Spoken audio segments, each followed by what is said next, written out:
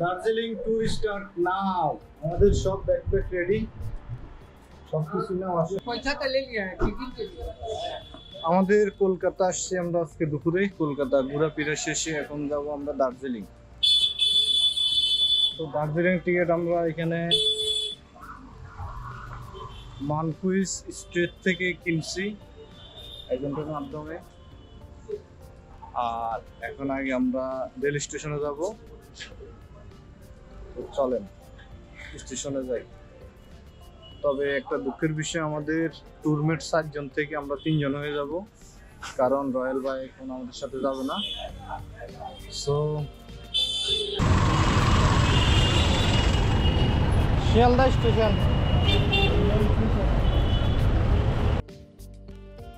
আমাদের দার্জিলিং ভ্রমণ শুরু হচ্ছে কলকাতার মার্কুইজ স্ট্রিট থেকে। রাতের শহরটা অসাধারণ লাগছে। ট্যাক্সি ঠিক করলাম শিয়ালদা স্টেশনের উদ্দেশ্যে। ভাড়া পড়ল 200 রুপি। চারপাশে শহরের ব্যস্ততা, আলোকিত রাস্তা আর ঠান্ডা বাতাস। সত্যি এই সময় কলকাতায় অন্যরকম লাগে।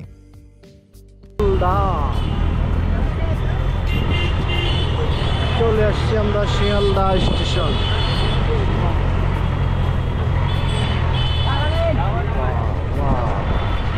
হাও বড় বড়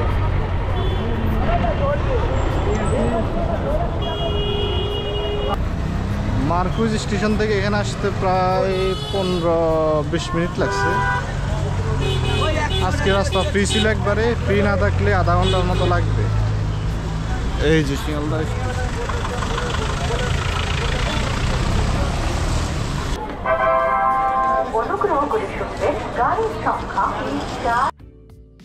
শিয়ালদা স্টেশনে পৌঁছে গেলাম রাত 10:05-এ। আমাদের ট্রেন দার্জিলিং মেল ছাড়বে। আমরা আগে মার্কুইজ স্ট্রিট থেকে টিকিট কেটে নিয়েছিলাম, ভাড়া লেগেছে 750 রুপি করে। এখন শুধু অপেক্ষা ট্রেন ছাড়ার।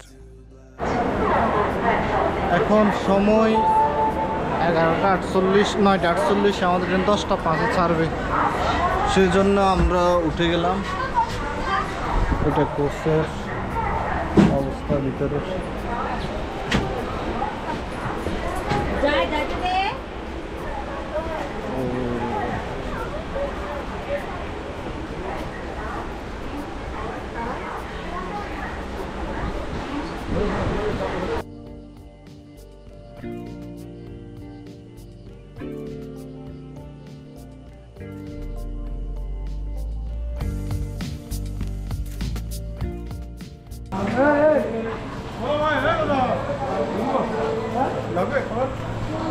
আমরা এখন আছি বর্ধমান রেল স্টেশন।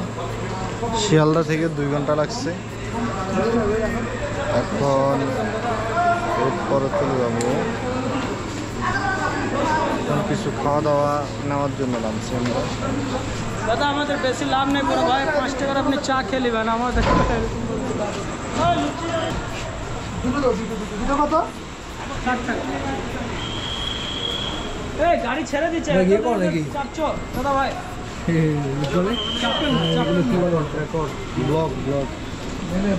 আচ্ছা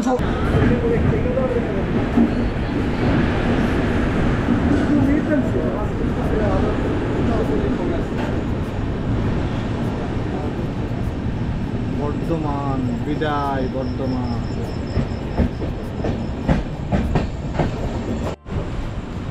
আমরা এখানে লুচি পরোটা খাচ্ছি 60 টাকা 3টা, 2টা পরোটা আর আলুর দম, আলু ভর্তা 60 টাকা। হ্যাঁ 60 টাকা। সুপ্রভাত বন্ধুরা, আজকের এই ভোরের শীতল বাতাস আর সোনালি আলোয় শুরু হোক আমাদের যাত্রা। আমরা এখন শিয়ালদা থেকে নিউ জলপাইগুড়ির পথে একটি রোমাঞ্চকর ভ্রমণে বেরোচ্ছি। প্রত্যেকটি রশ্মি যেন নতুন দিনের আশার বার্তা বহন করে, আর প্রতিটি স্টেশনে নতুন গল্পের সূচনা। এই ট্রেনের উইন্ডো দিয়ে বাইরের দৃশ্য আমাকে স্মরণ করিয়ে দেয় প্রকৃতির অপরূপ সৌন্দর্য আর জীবনের সহজ শান্তির। দেখুন, সেই সবুজের মাঝে ঘাসের শিশিরবিন্দু আর দূরের সূর্যের প্রথম কিরণ। এই দৃশ্য যেন আমাকে মনে করে দেয় প্রতিটি ভোর একটি নতুন অধ্যায়ের সূচনা। শিয়ালদাহের প্রাচীন ইতিহাস আর নিউ জলপাইগুড়ির আধুনিক চিত্রপটে এই যাত্রা আমাদের একে অপরের মাঝে একটি মিলন অনুভূতি দেয়। প্রকৃতির এই নৈসর্গিক রূপ আর ট্রেনের অনবরত চলাচল সবকিছু মিলে এক অসাধারণ অভিজ্ঞতা। একটা লম্বা রাতে ট্রেন জার্নির পর অবশেষে আমরা পৌঁছে গেলাম নিউ জলপাইগুড়ি স্টেশনে। বাইরে এখন অন্ধকার, কিন্তু স্টেশনের ব্যস্ততা তুঙ্গে। ট্রেন থামার সাথে সাথে ব্যাগ কাঁধে নিয়ে নেমে পড়লাম। অবশেষে আমরা নিউ জলপাইগুড়ি চলে আসছি। আর আমরা এখন দার্জিলিংয়ের শহরের দিকে রওনা দিব। আর আমাদের এখন প্রথম কাজ হবে রিটার্ন টিকিট কেটে নেওয়া, কারণ এখানে প্রচুর ট্রেন আসা যায়, তাই ভিড় বেশ ভালোই। আমরা এখন প্ল্যাটফর্ম পার হতে ওভারব্রিজের দিকে যাচ্ছি। এই ওভারব্রিজটা বেশ লম্বা, আর এখান থেকে পুরো স্টেশনটাই দেখা যাচ্ছে। নিচে একটার পর একটা ট্রেন দাঁড়িয়ে আছে, প্ল্যাটফর্মের কোলাহল আর চারপাশে যাত্রীরা ছোটাছুটি করছে। স্টেশনের নতুন টার্মিনালদের দিকেও চোখ পড়লো, বেশ আধুনিক লাগছে। ওভারব্রিজ পার হয়ে এখন নিচে নামছি। সামনে আমাদের প্রথম কাজ কলকাতা রিটার্ন টিকিট কাটা, তারপর বের হবো শিলিগুড়ি উদ্দেশ্যে। টিকিট কাউন্টার কোথায়? ওই ট্রেনের টিকিট। নিউ জলপাইগুড়ি নেমে টার্মিনাল থেকে বের হয়ে হাতের ডান পাশে এখানে পার্কিং থেকে একটু ডানে গেলেই টিকিট কাউন্টার আছে। UTS counters, ticket reservation counter আছে, আনরিজার্ভেশন সেন্টার আছে। আপনারা এখান থেকে টিকিট কেটে নিতে পারেন, না হলে পরে সেটা একটা প্যারেশান বা ঝামেলা থেকে যাবে। এই যে টিকিট কাউন্টার শিয়ালদা আপনি 3:30টায় পাবেন। বৃহস্পতিবার 1 নম্বর 2 নম্বরে যোগাযোগ করেন, কাউন্টার নম্বর 1 and 2।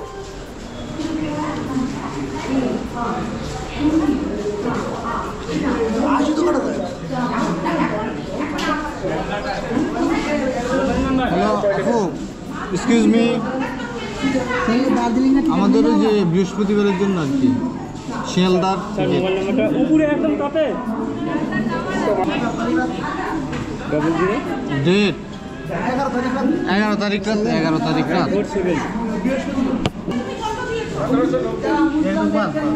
খারাপ জি 3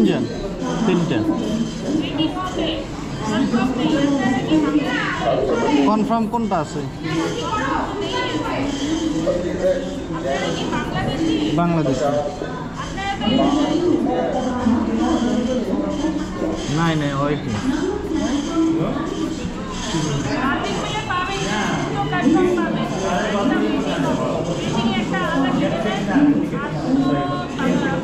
কয়টাই 8:30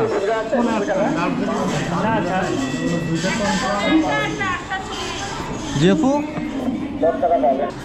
পদাতিক স্লিপার নন এসি স্লিপার না আপু?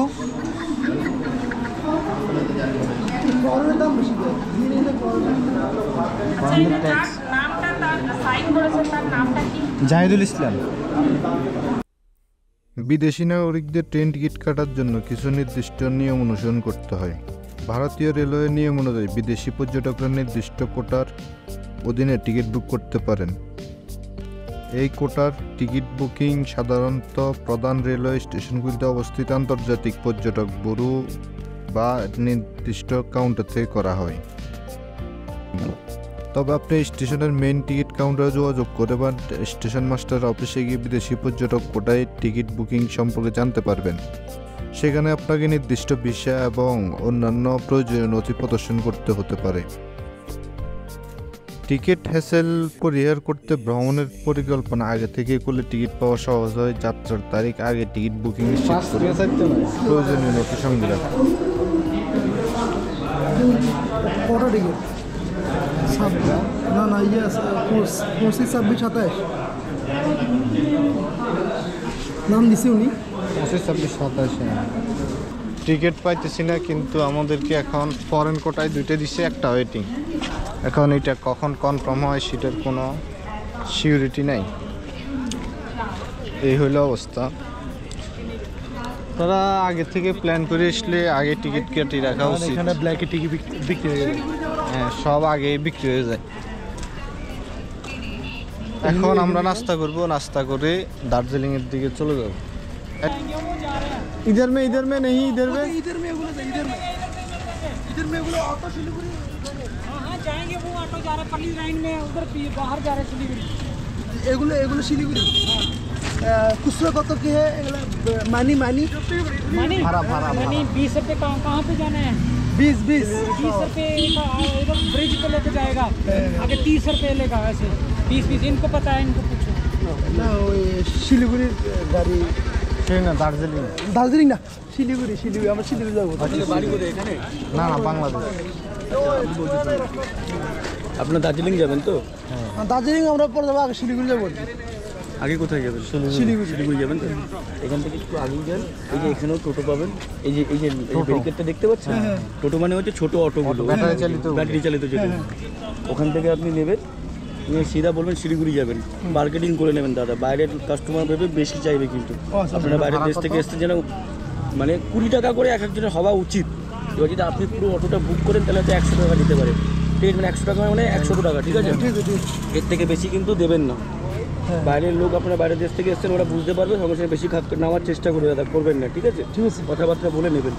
এরপর ওখান থেকে আপনি দার্জিলিংয়ে গাড়ি পাবেন 250, 300, 400টা দিনের উপর ভ্যারি করে, বুঝলেন তো? এক এক দিন এক রকমের ভাড়া নিতে পারে, তো ওখান থেকে আপনারা কথা বলে নেবেন, যাবেন, ঠিক আছে? থ্যাংক ইউ ভাই,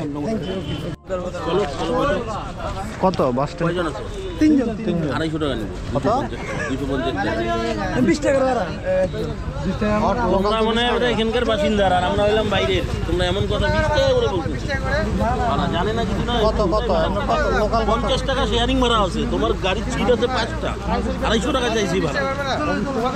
শেয়ারে গেলে বসতে হবে 50 টাকা করে, বসো।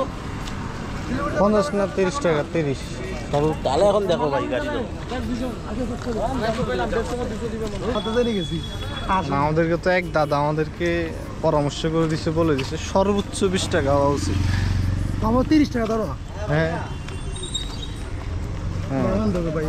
কিন্তু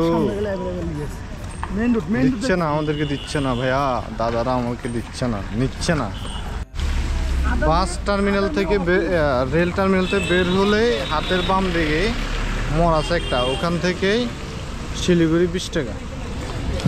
ভাইয়া 3 জন 60 টাকা না নাকি?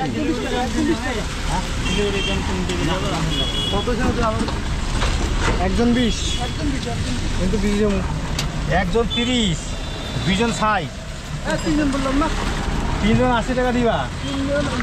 হ্যাঁ বসো, ব্যাগ বসো। শিলিগুড়িতে এখন বৃষ্টি ঝরছে আর আমরা যাচ্ছি জংশনের দিকে, যেখানে দার্জিলিংয়ে আমি গাড়ি পাওয়া যায়। রাস্তার চারপাশে একদম ভিজে গেছে, দোকানগুলোর সামনে মানুষজন দাঁড়িয়ে বৃষ্টি থামার অপেক্ষা করছে। বৃষ্টির মধ্যে এই শহরের একটা আলাদা সৌন্দর্য আছে, ভেজা রাস্তা, মেঘাচ্ছন্ন চারপাশ, এই পরিবেশটা আলাদা একটা ট্রাভেল ভাইব দিচ্ছে। এখন আমাদের জংশনে পৌঁছানো মাত্র দার্জিলিংয়ের গাড়ি খোঁজার পালা। দেখাই যাক কিভাবে দার্জিলিংয়ের পথে আমাদের যাত্রা শুরু হয়।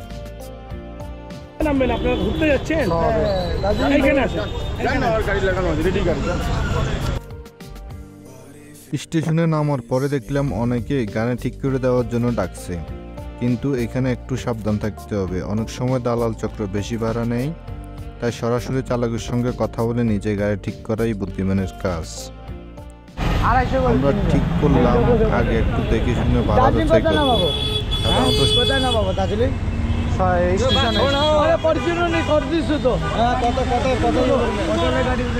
সাধারণত শিলিগুড়ি থেকে দার্জিলিং যাওয়ার শেয়ার জিপের ভাড়া 200 থেকে 250 টাকা, 250 রুপি মধ্যে থেকে থাকে।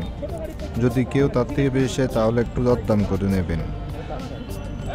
আরেকটা গুরুত্বপূর্ণ বিষয়, সরকারি নির্ধারিত গাড়ির লাইন বা নির্ভরযোগ্য কাউন্টারতেই টিকিট কাটায় নিরাপদ। এতে দালালের ফাঁদে পড়ার সুযোগ থাকে না, আর ঠিক বাড়াতে নির্দিষ্ট গন্তব্যে যাওয়া যায়। কত? 200 না 3 জন 2 জন আর উঠতে পারবেন না, হ্যাঁ আর উঠতে পারবেন না 3 জন। সবকিছু ঠিকঠাক, আমরা এখন রওনা দিলাম দার্জিলিংয়ের পথে। সামনে আমাদের অপেক্ষা করছে পাহাড়ি পথ, মেঘের রাজ্য।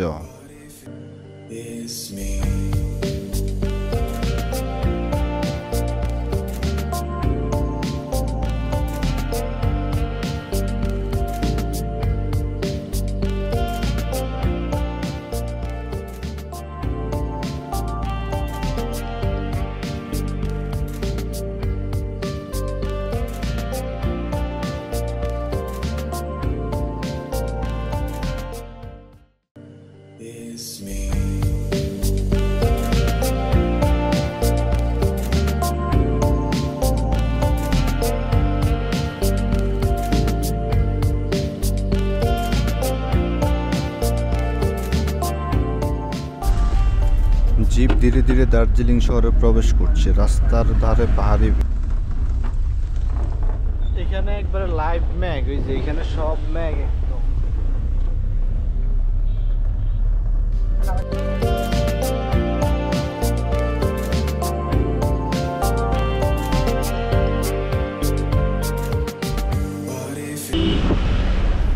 আমরা এখন পুরো ম্যাগের ভিতরে, ম্যাগের ছোঁয়া আমাদের গায়ে, ম্যাগ একবার শীতল আবহাওয়া, ঠান্ডা। কোথায় বাড়ি, কোথায় বাড়ি আর কোথায়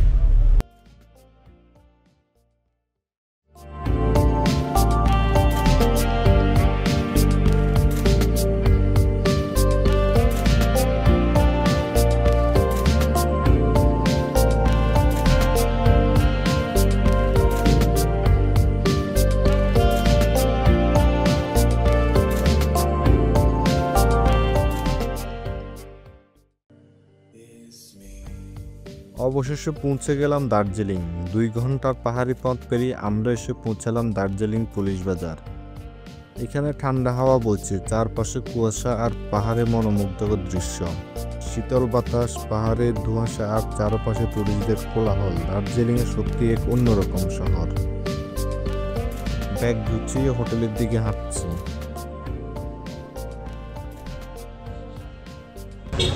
আড়াই ঘন্টা জার্নির পরে আমরা এখন শিলি, দার্জিলিংয়ের মেন শহরে। এখান থেকে আমরা এখন হোটেল বুক করব। হোটেল বুক করার পরে এখান থেকে আমরা নদিয়া যাব। Darjeeling the look hotel, mom and dad restaurant. Hotel আগে থেকে বুক করা নেই, তাই আগে ভালো একটা হোটেল খুঁজে নিতে হবে। সাধারণত এখানে 1200 থেকে 2000 রুপির মধ্যে ভালো মানের বাজেট হোটেল পাওয়া যায়, তবে দরদাম করে নেওয়াই ভালো।